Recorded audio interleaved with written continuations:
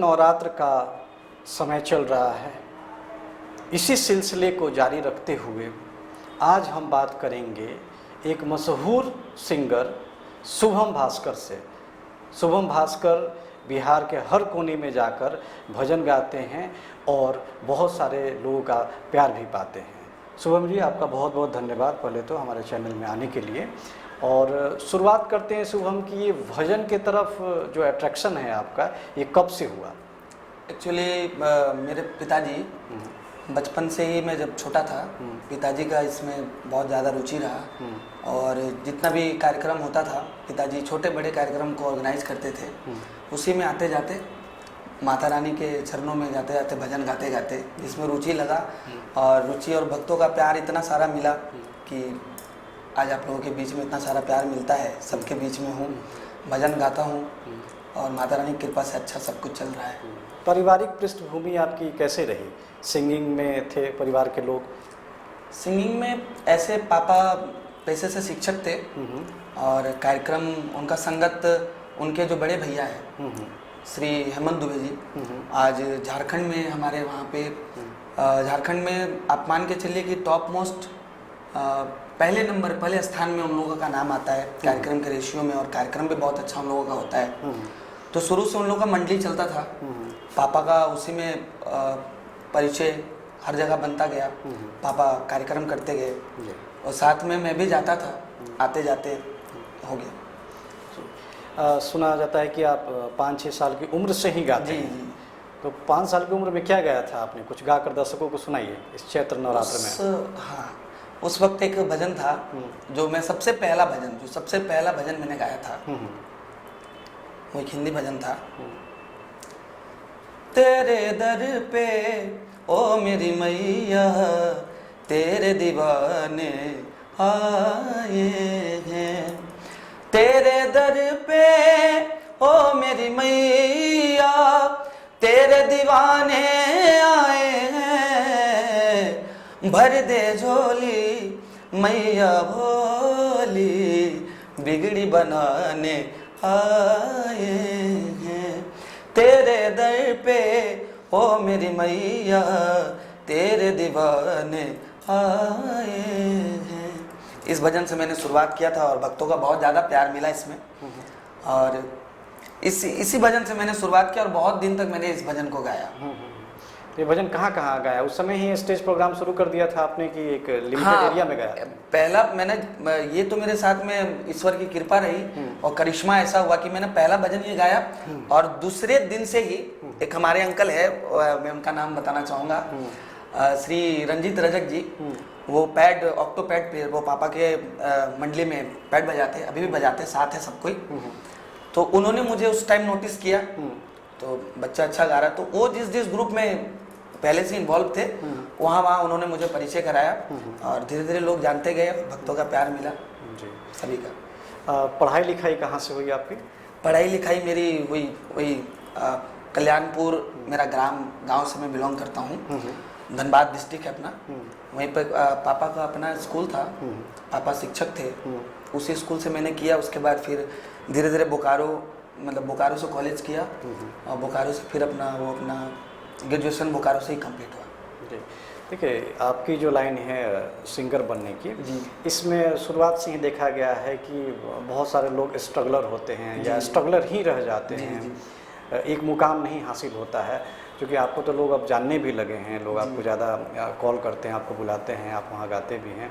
तो आपका जो ये संघर्ष का दौर रहा वो कैसा रहा? क्या क्या संघर्ष करना पड़ा? मुझे उतना संघर्ष नहीं करना पड़ा क्योंकि मेरे पिताजी का परिचय हर जगह बना हुआ था। उतना संघर्ष भरा जीवन मेरा, हाँ, जब पिताजी का अपना कार्यक्रम रहता था, पिताजी अपने काम में व्यस्त रहते थे, संघर्ष हुआ जीवन में। मैं लगभग 8 साल की उम्र में ही दिल्ली कार्यक्रम के लिए गया, कलकत्ता, हावड़ा, 8 साल 9 साल की उम्र में एक छोटा बच्चा उतने जगह में खुद जाना, खुद कार्यक्रम करना, खुद आना। लोगों से एक डर भी होता था कि कैसे क्या जाना है, कैसे क्या करना है, लेकिन सब कुछ अच्छे से रहा, भगवान का कृपा रहा। और लोगों का भी, मुझे बच्चा, मैं छोटा था, बहुत प्यारा, सब कोई प्यार भी करते थे और भक्तों का प्यार मिला, दर्शकों का प्यार मिला। और मेरे साथ में जितने भी लोग जुड़े। मेरी संगत हमेशा शुरू से बहुत अच्छी रही। जैसे मैं बचपन में जिनके कार्यक्रम में जिसके मतलब कि मंडली में मैं सबसे पहले गया था, उनका नाम जोली छावड़ा जी, वो बहुत अच्छा माता के भजन में उनका नाम है, बिक्की छावड़ा जी। और ये दोनों के साथ में मैं बहुत दिन तक, करीबन 10 साल तक इन लोगों के साथ कार्यक्रम किया बचपन से। संगत अच्छा रहा, सुना बढ़िया, तो सुना पाता हूँ बढ़िया। चैत्र नवरात्र अभी चल रही है, माता के चरणों में कुछ दर्शकों को सुनाइए। एक भजन है बहुत पॉपुलर है, और वो भजन अगर ना हो तो ऐसा लगता है थोड़ा, हम लोग भजन कीर्तन में भी थोड़ा सुना सुना महसूस होता है। और मैं जहाँ भी जाता हूँ, अब की मेरी जो प्रक्रिया है, अब मैं जहाँ भी जाता हूँ तो मेरी पहला भजन मैं इसी से चालू करता हूँ। माता जिनको याद करे वो लोग निराले होते हैं। माता जिनका अरे नाम पुकारे वो किस्मत वाले होते हैं।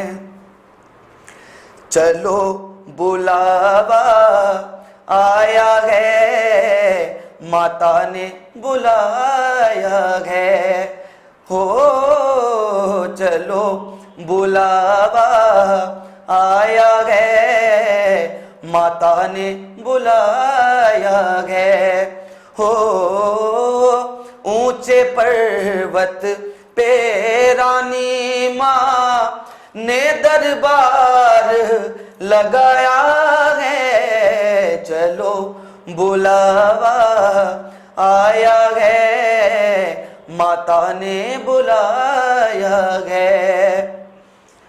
सारे जग में एक ठिकाना सारे गम के मारों का, ओ सारे जग में एक ठिकाना सारे गम के मारों का। रास्ता देख रही है माता अपने आँख के तारों का, हो रास्ता देख रही है माता अपने आँख के तारों का। मस्त हवाओं का एक झोंका, मस्त हवाओं का एक झोंका ये संदेशा लाया है। चलो बुलावा आया है, माता ने बुलाया है। बोलिए सच्चे दरबार की जय। वाह शुभम, आपने मंत्रमुग्ध कर दिया, मैं भी कहीं खो गया था आपके गानों में। शुभम, जैसे एक दुनियादारी होती है, आप लोग अपने जीवन को जीते हैं, तो क्या कभी ऐसा नहीं लगता कि हाँ नौकरी कर लेनी चाहिए थी, सिंगर नहीं बनना चाहिए था, या इस तरह की कोई चीज़ें हो? ऐसा देखिए, भक्तों का प्यार इतना ज़्यादा मुझे मिला कि ऐसा मुझे महसूस नहीं हुआ। लेकिन हाँ, एक पल ऐसा आया था, एक समय ऐसा आया था जो सब उस चीज़ से सबको वाकिफ है। कोरोना का जो वक्त आया, और मैं जितने भी हमारे न्यूज़ क्या कहते हैं उन्हें, न्यूज़ के जितने भी हमारे बंधु हैं, उनको प्रचार मीडिया के माध्यम से उन्होंने अपने परिवार का बिना ये किए, अपना बिना ये किए, उन्होंने हर एक न्यूज़ को हर घर तक पहुंचाया, हर घर तक पहुंचाया कि क्या स्थिति है। उस वजह से आज हमारा भारत सुरक्षित भी है। हमारा भारत का पूरा वर्ल्ड सुरक्षित होना चाहिए। माता रानी की कृपा से सभी सुखी, सभी खुश रहने चाहिए। एक समय जो एक दौर जो गुजरा, अभी भी वो दौर है, अभी उसमें हम लोग को बहुत सावधानी बरतनी है। उस वक्त मुझे लगा, कोरोना के पल मुझे लगा कि मुझे स्कूल से जॉब के लिए ऑफर भी आया था, संगीत टीचर के लिए। उस वक्त मैंने वो जॉब नहीं किया, क्योंकि उस वक्त मैंने ये देखा कि मेरा कंडीशन अभी बहुत अच्छा है। मतलब उनका जो पेमेंट था, उन्होंने जो पेमेंट बताया, उस हिसाब से मैं बोला कि अभी तो मेरा जिंदगी अच्छा है। उस टाइम कोरोना जब आया, तब मुझे एक पल ऐसा महसूस हुआ कि मुझे वो कर लेना चाहिए था, मुझे जॉब कर लेना चाहिए था। और जॉब अगर मैं कर रहा होता तो शायद आज मेरी स्थिति थोड़ी अच्छी होती। लेकिन फिर धीरे धीरे धीरे धीरे होते होते मुसीबत सबको आई, किसी तरह फिर सब कुछ पार हुआ। कोरोना के वक्त हर एक कलाकारों को बहुत सारी मुश्किलों का समस्या का ये करना पड़ा। जी लेकिन फिर सब कुछ धीरे धीरे हो गया। अभी कार्यक्रम बहुत अच्छे से चल रहे हैं और ईश्वर से यही, माता रानी से यही कामना है कि सारे कलाकार बंधु भी खुश रहें और इसी प्रकार सब कुछ चलते रहे। भजन का स्कोप आप कहाँ तक देखते हैं? भजन का स्कोप देखिए, अभी आगे तक तो बहुत सोचे हैं और माता रानी की अगर इच्छा रही तो मैं इसको बहुत ऊंचे स्तर तक लेके जाना चाहता हूँ, बहुत ऊंचे लेवल तक लेके जाना चाहता हूँ। और साथ साथ अगर मैं अपने इस लाइन में कुछ सक्सेस कर पाया तो अपने साथ जो और भी कलाकार हैं जिनको स्टेज, जिनको मुकाम नहीं मिल पाता है, मेरे पास बहुत सारे फ़ोन मैसेज कॉल्स आते हैं कि मुझे कुछ आप स्टेज वगैरह दीजिए, तो मैं उनके लिए उनके उस प्लेटफॉर्म में कुछ काम करूंगा कि कोई भी कलाकार अगर कुछ करना चाहता है, अगर आगे बढ़ना चाहता है, तो मैं एक प्लेटफॉर्म सेट करूंगा जिससे हर एक कलाकार आगे बढ़ सके। क्योंकि देखा जाता है कि अच्छे अच्छे कलाकार हैं लेकिन उनको वो जगह, वो माध्यम नहीं मिल पाता है। मुझे उस परेशानी का ये नहीं करना पड़ा क्योंकि मेरे पिताजी इस लाइन में थे और मुझे अच्छा जगह मिला, अच्छा संगत मिला, तो मैं करता चला गया। लेकिन मैंने इस लाइन में अभी जितना भी मेरा 15 साल 16 साल इस लाइन में हो गया, तो इसमें मैंने देखा है कि मैंने स्ट्रगल कम किया लेकिन स्ट्रगल इस लाइन में बहुत है। सभी करते हैं, तो मैं उनके लिए कुछ करूंगा अगर मैं अपने लाइफ में सक्सेस करता हूं, अगर आगे बढ़ता हूं तो। शुभम की बहुत अच्छी अपनी मिशन है, इनका इंटेंशन बहुत अच्छा है कि आगे जाकर ये अपने साथी कलाकार जो कि स्ट्रगलर हैं उनके लिए बहुत कुछ करने जाएंगे और करेंगे भी। शुभम से अब हम विदाई लेंगे और विदाई लेंगे एक गीत के साथ जो माता को अर्पण करें। शुभम जी एक और गीत सुनाइए, तब हम दर्शकों से अपना एक गीत लेंगे। क्योंकि आजकल मैंने पहले ही बोला, भजन में पहले जो भजन होते थे वो पूरे भावपूर्ण होते थे। आजकल के जो भजन है उसमें भाव खोजना पड़ता है। तो कलाकार बंधु हमारे जितने, उनसे हाथ जोड़कर निवेदन है कि भजन गाएं, भाव गाएं और अश्लीलता से थोड़ा दूर रहे, क्योंकि इससे क्या होता है कि हमारे आने वाली पीढ़ी में उसका असर दिखेगा। अगर हमारा संस्कार अच्छा है, हम भजन गा रहे हैं, अगर अपने आने वाली पीढ़ी को अच्छे संस्कार देंगे तो हमारा संस्कार अच्छा रहेगा, हमारा भारत अच्छा रहेगा, हर परिवार अच्छा रहेगा। आइए एक भजन जो बहुत भाव से भरा हुआ है, आदरणीय भजन सम्राट लखबीर सिंह लखा जी, उनका गाया हुआ कोशिश है। सब जानती हो क्या चाहता हूँ माँ, मैं कह ना सकूंगा माँ,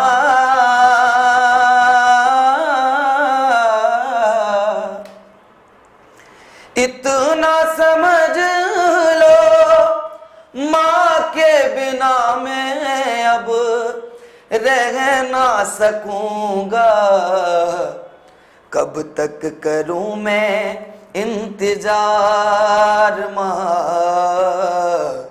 कब तक करूं मैं इंतजार, हो आजा नैन निहारे तेरी राह,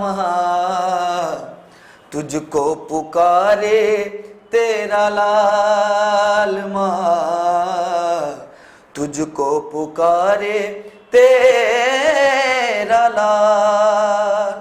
सभी को रामनवमी, चैती छठ और चैत्र नवरात्र की हार्दिक शुभकामनाएं। माता रानी सबके जीवन में, सबके परिवार में अनेकों खुशियां लेकर के आए और सबका जीवन सुखमय हो। आइए, धन्यवाद। इसी चीज़ से ये थे शुभम भास्कर जी, बहुत बड़े भजन गाते हैं ये, बिहार से बाहर भी हर कोने में जाकर, और लोगों का आशीर्वाद इनको मिलता रहता है, लोगों का प्यार मिलता रहता है। शुभम जी इसी तरह आप आगे बढ़ते रहिए। बुलेटिन ऑफ बिहार की तरफ से आपको बहुत बहुत धन्यवाद बुलेटिन ऑफ बिहार का, कि जिन्होंने मुझे इस काबिल समझा। Thank you very much. Thank you.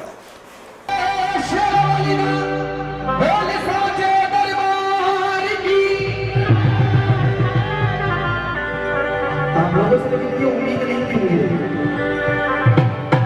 मैं एक बार चाहूंगा कि ये प्यारा नजारा दिख रहा है जो सर में आप लोगों ने माँ रानी का नाम रखा है, एक बार इस नजारे के लिए जोरदार ताली सारी मिलकर बजा लेंगे। और मैं चाहूंगा कि मौर्य समाज, उनके लिए भी जोरदार तालियां पर बजनी चाहिए। ये जोरदार है तो बिल्कुल बेकार है, एक बार सारे जोर से बजाओ। और मैं चाहूंगा कि एक बार जितने कमेटी के मेंबर हैं एक बार उनके लिए भी जोरदार ताली साथ में बजा दें, क्योंकि करने वाले से बड़ा कराने वाला होता है। और माँ से यही कामना है कि कमेटी के मेंबर को और शक्ति दे कि इससे भी बढ़ चढ़ कर हर साल हो आप सभी के बीच महारानी का कीर्तन जागरण और बढ़ चढ़ कर। आइए ज्यादा समय ना लेते हुए एक बार सारे मिलकर अपनी अपनी हाजिरी लगा लो, जो जहां भी है जैसे भी है एक बार पहले दोनों हाथों को ऊपर उठा लीजिए, दोनों हाथों को उठा लो।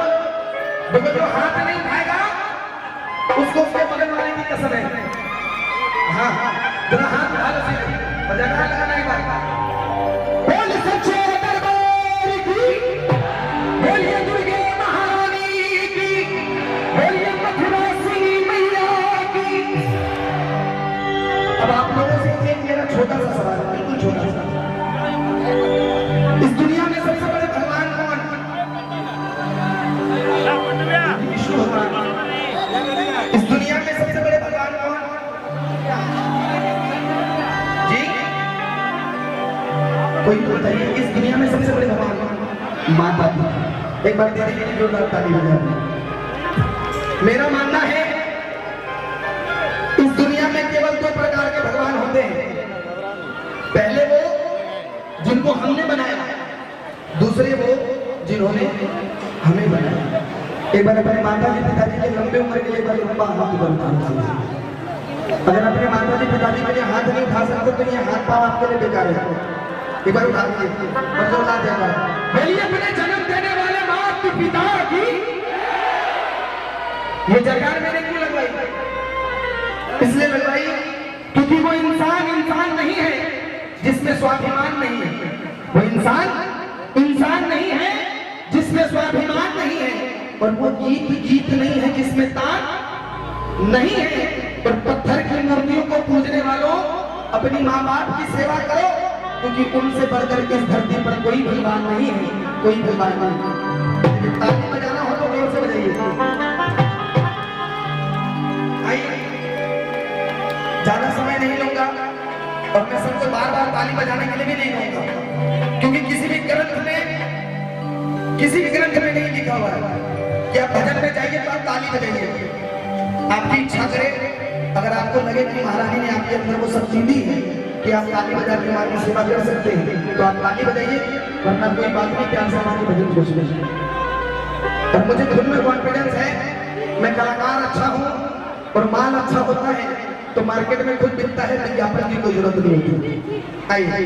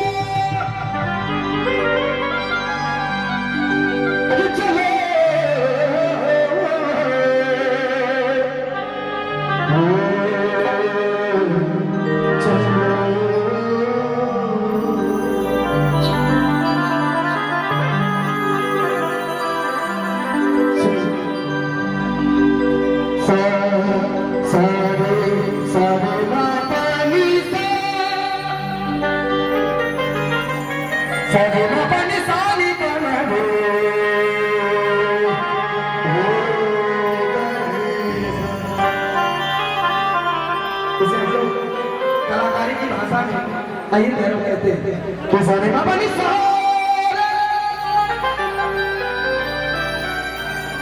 सारे बाबा ने सानी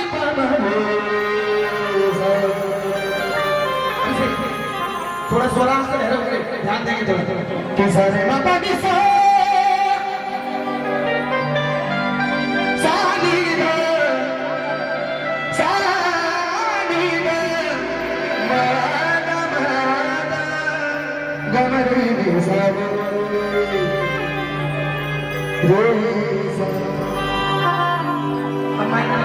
इधर बड़ी अच्छी रचना जो सबने सुना है और मेरे साथ आप गा भी सकते हैं। क्या कि माता जिनको याद करे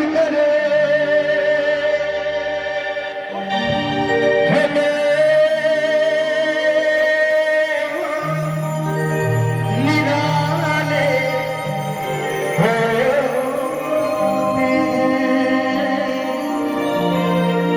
माता जिनका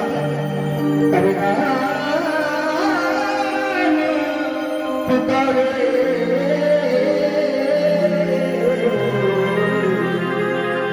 वो किस्मत वाले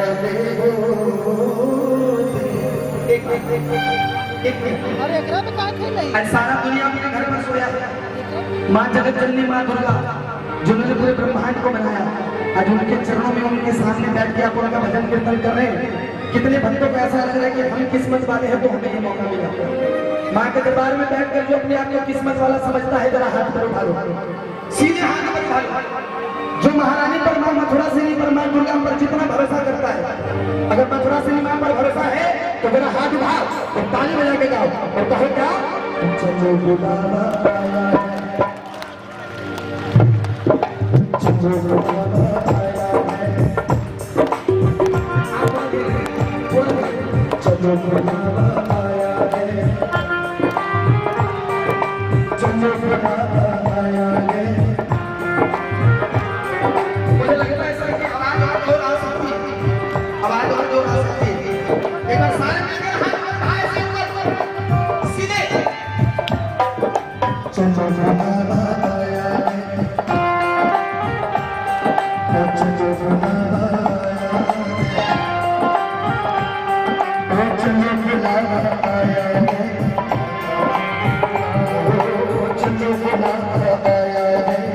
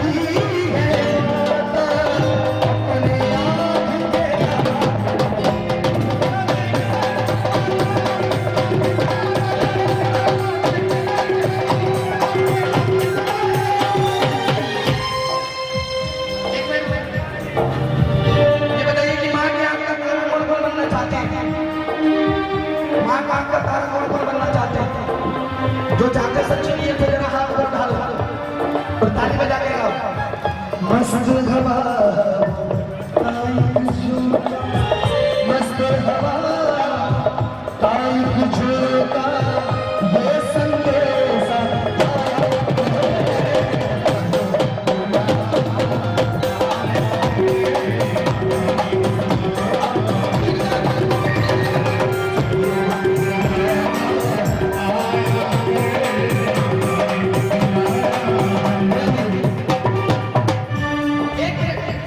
अब आपकी भक्ति की परीक्षा ली जाएगी।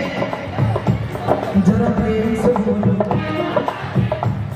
और आगे बढ़ो वो सारे जय माता दी। जरा कमेटी वाले भी बोलेंगे वो प्रेम से बोलो सारे बोलो और पीछे वाला हाथ उठा लो जब ढोल लगा जय माता दी चलो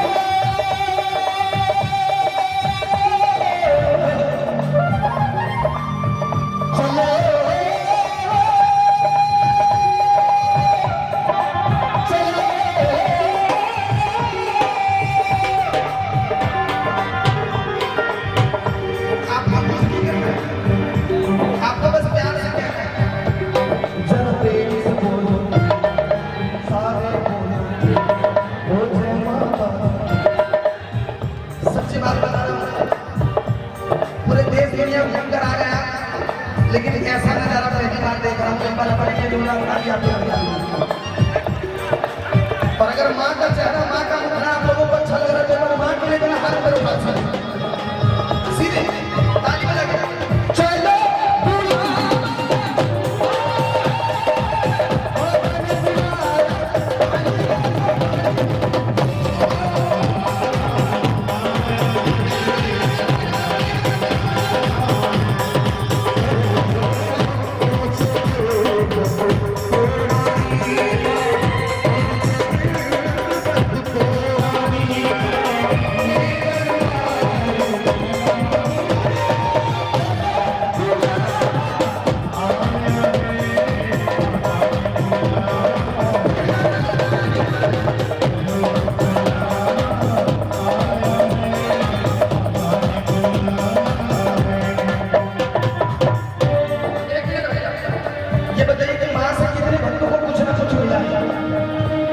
कुछ ना कुछ तो जरूर मिला होगा। कम से कम ये दोनों हाथ को मिले हैं मां के दरबार में उठाने के लिए। आप ये दर्द से पूछे जो मां के दरबार में आकर जिनके हाथ नहीं है आज मां की कृपा से आप स्वस्थ हैं और मां से बस इतनी कामना करिए कि मां आपकी कृपा से मैं नहीं बल्कि मेरा परिवार हमेशा स्वस्थ रहे।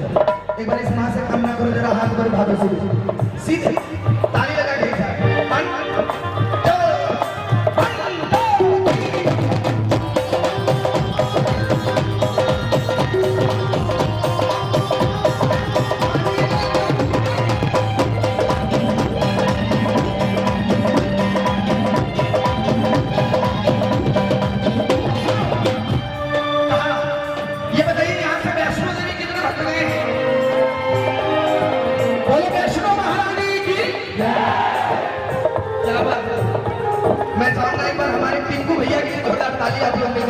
बिल्कुल बिल्कुल महाराज जी आपको हमेशा आगे बढ़ाए इतना प्यारा माहौल दिखाने के लिए ये मेरी दिल से इच्छा है। एक बार भाव मां वैष्णो देवी के लिए हाथ क्योंकि वैष्णो देवी के मंदिर में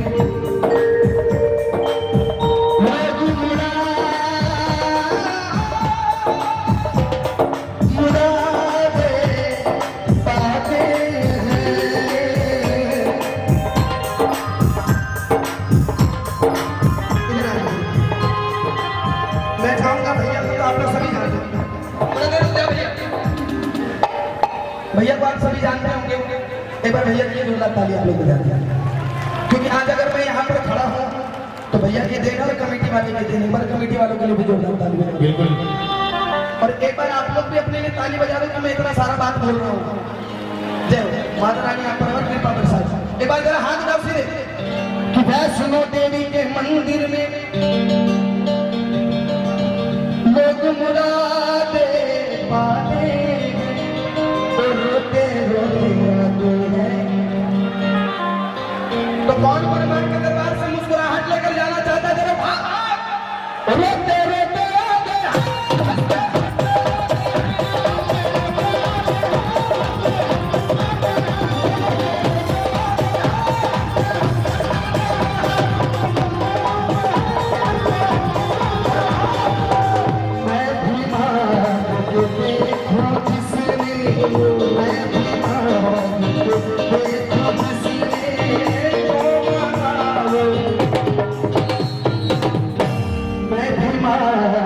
देखो जिसने जो मांगा वो पाया है। मां पर भरोसा है, किसको जितना भरोसा है जरा हाथ उठाओ ऐसे और ताली लगाएंगे कि चलो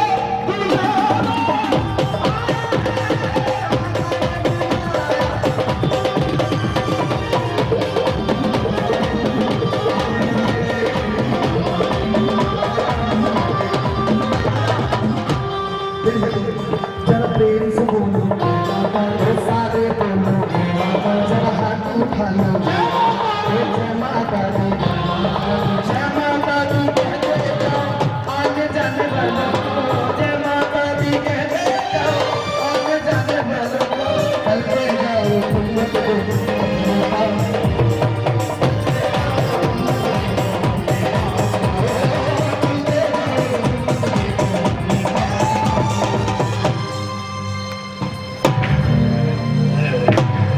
बोलो सच्चे दरबार भाई कि चलते जाओ तुम मत देखो अपने पाँव के छालों को, क्योंकि जिसने जितना दर्द सहारे उतना चैन हो। लेकिन भैया ये गले वाली चैन नहीं है, ये सोने की चैन नहीं है, ये सुकून वाली चैन है। कौन कौन चाहते हैं कि माँ आपकी कृपा से मेरे घर में रोटी आ गई हो या पूरी हो, रोटी पूरी इज्जत मान सम्मान की होनी चाहिए। जो जो ये चाहते हैं कि माँ मेरी लाज हमेशा बचाते रहना, एक बार उठाओ हाथ सीखने के लिए और ताली बजा के गाओ और कहा क्या कि चलो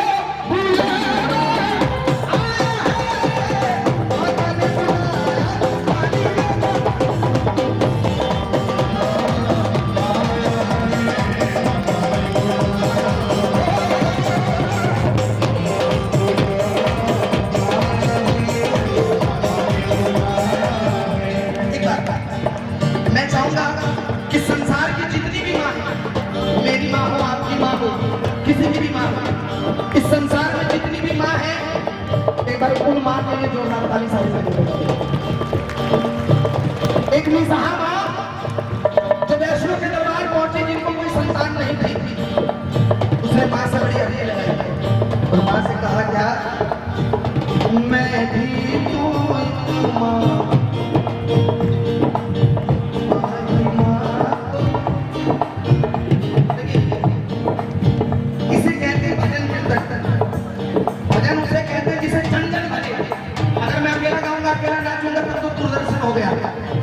भजन उसे कहते हैं जिसको हम और आप दोनों मिलकर बनाते हैं। जो यहाँ पर भजन सुनने के लिए आया है वो चुपचाप रहे और जो भजन कीर्तन करने के लिए आया है एक बार जरा हाथ उठाना है सीधे और थोड़ी ताली बजा कितना प्यारा माहौल लगा। क्या कहा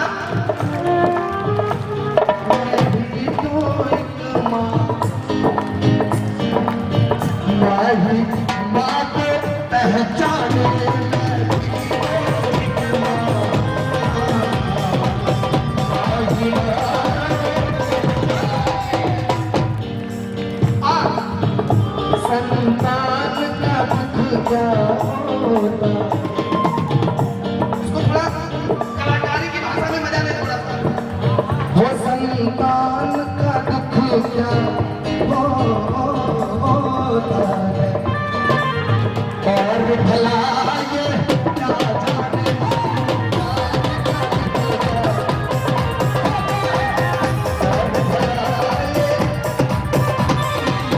इसका धूल में देखूं कैसे, इसका धूल में देखूं कैसे, उसको धूल आया। बोलिए दुर्गे महारानी की, बोलो